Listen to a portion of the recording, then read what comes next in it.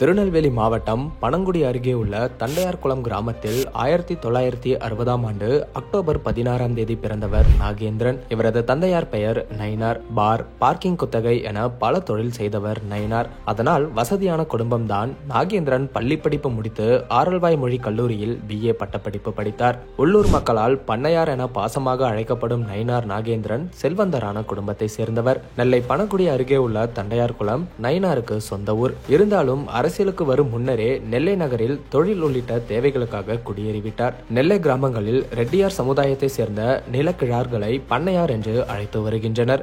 நயினார் நாகேந்திரன் ரெட்டியார் சமூகத்தை சேர்ந்தவர்களுடன் சேர்ந்து ஹோட்டல் பிசினஸில் ஈடுபட்டார். அப்போது நயினாரையும் பண்ணையார் என்று அழைக்க தொடங்கி அதுவே அவரது நெல்லை அரசியலில் அடையாள பெயராகவும் மாறிவிட்டது. நேரடியான அரசியல் பிரவேசத்திற்கு முன்னதாகவே கட்சி பணிகளில் அவர் ஈடுபட்டிருந்தார். நெல்லையின் பழம்பெரும் அதிமுக தலைவரான கருப்பசாமி பாண்டியனின் தீவிர ஆதரவாளராக அறியப்பட்டார் நயினார் நாகேந்திரன். கொஞ்சம் கொஞ்சமாக கருப்பசாமி பாண்டியன் அருகே இருந்து திருநெல்வேலியின் அரசியல் களங்களை ஆராய தொடங்கினார். கானா எங்கே சென்றாலும் அங்கே நயினாரும் இருப்பார். கானாவை பார்க்க வருகிறவர்கள் இடத்திலெல்லாம் தன் அன்பாலும் தன்மையான பேச்சாலும் தனியிடம் பிடித்தார் நயினார் நாகேந்திரன். அரசியலுக்கு எப்போதுமே சமுதாய பலம் மிக முக்கியம்.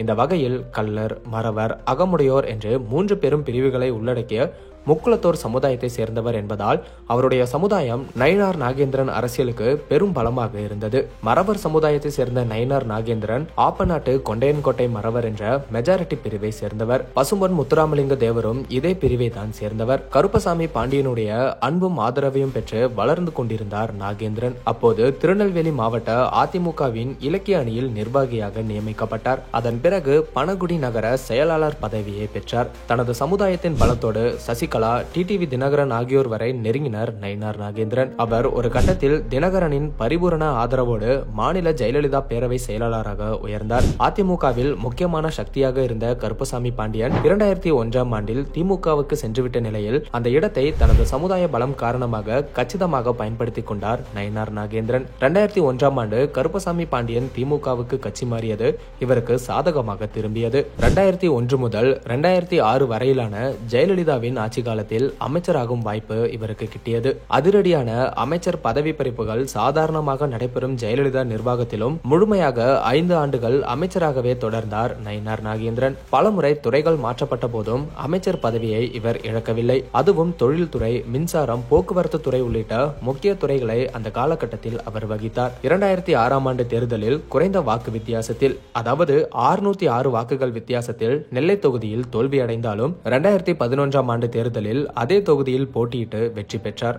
ஆனால் அமைச்சரவையில் இவருக்கு இடம் கிடைக்கவில்லை. 2016 சட்டமன்ற தேர்தலிலும் குறைந்த வாக்கு வித்தியாசத்தில் தோல்வியடைந்தார். ஜெயலலிதா மறைவுக்கு பின்னால் சிறிது காலம் டிடிவி தினகரனின் அம்மா மக்கள் முன்னேற்ற கழகத்தில் இருந்த நயினார் நாகேந்திரன் 2017ஆம் ஆண்டு பாஜகவில் இணைந்து கொண்டார். 2001 முதல் 2006 காலகட்டத்தில் முதலமைச்சர் ஜெயலலிதாவுக்கு சட்ட ரீதியான நெருக்கடிகள் ஏற்பட்டு அவர் பதவி விலகிய போது யாரை இடைக்கால முதலமைச்சராக நியமிக்கலாம் என்று பரிசீலிக்கப்பட்ட பெயர்களில் OPS-இன் பெயரோடு நயினார் நாகேந்திரன் பெயரும் இடம்பெற்றிருந்தது. 2006 சட்டமன்ற தேர்தலில் நெல்லை தொகுதி மாலைராஜாவிடம் வெறும் 600 ஓட்டுகளில் வெற்றி வாய்ப்பை இழந்தார் நயினார் நாகேந்திரன். அதன் பிறகு 2011 சட்டமன்ற தேர்தலில் வெற்றி பெற்ற பிறகும் அவர் ஜெயலலிதா அமைச்சரவையில் அமைச்சராக்கப்படவில்லை. ஜெயலலிதாவின் மறைவுக்கு பிறகு தனது முக்கியத்துவம் குறைவதை உணர்ந்த நயினார் நாகேந்திரன் 2017ஆம் ஆண்டு பாரதிய ஜனதா கட்சியில் சேர்ந்தார். அப்போதே தமிழ்நாடு பாஜகவுக்கு இவர் தலைவராக நியமிக்கப்படுவார் என்ற கருத்து உலவியது. 2021 சட்டமன்ற தேர்தலில் நெல்லை சட்டமன்ற தொகுதியில் அதிமுக கூட்டணியில் பாஜக வேட்பாளராக நின்று வெற்றி பெற்றார்.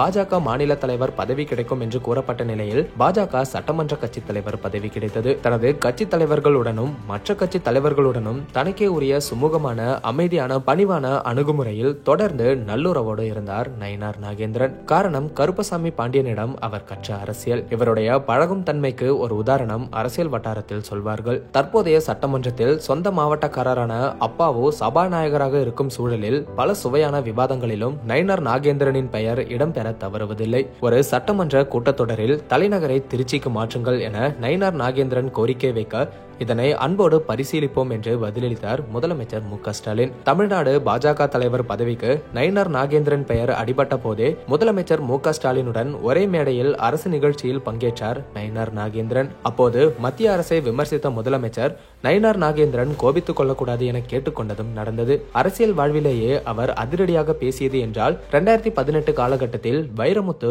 ஆண்டாளை இழிவுபடுத்தி பேசியதாக சர்ச்சை எழுந்ததல்லவா? அப்போது வைரமுத்துவை கண்டித்து பாஜக பல ஆர்ப்பாட்டங்களை நடத்தியது. நெல்லையில் நடந்த கூட்டத்தில் மாநில துணைத் தலைவராக இருந்த நயினார் நாகேந்திரன் பேசும்போது வைரமுத்துவின் நாக்கை அறுத்தால் 10 கோடி ரூபாய் தர ரெடியாக இருப்பதாகவும் கூறினார். நயினார் நாகேந்திரனா இப்படி பேசுவது என்று பலருமே ஆச்சரியப்பட்டனர். பாஜக தலைவராக இருந்த அண்ணாமலை உடனான கருத்து வேறுபாடுகள் மற்றும் விமர்சனங்களே அதிமுக மற்றும் பாஜக கூட்டணி முறிவிற்கு காரணமாக கூறப்பட்டது. அண்ணாமலை அதிமுகவினரையும் அதிமுகவினர் அண்ணாமலையையும் பொதுதளத்தில் விமர்சித்ததையும் காண முடிந்தது.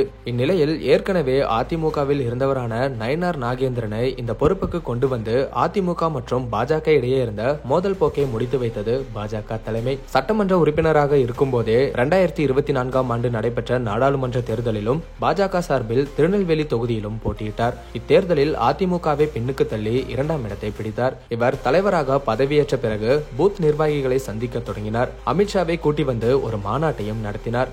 இப்போது தமிழகம் தலைநிமிர தமிழனின் பயணம் என்ற பெயரில் ஒவ்வொரு பகுதியாக தேர்தல் பிரச்சார கூட்டங்களை நடத்தி வருகிறார்.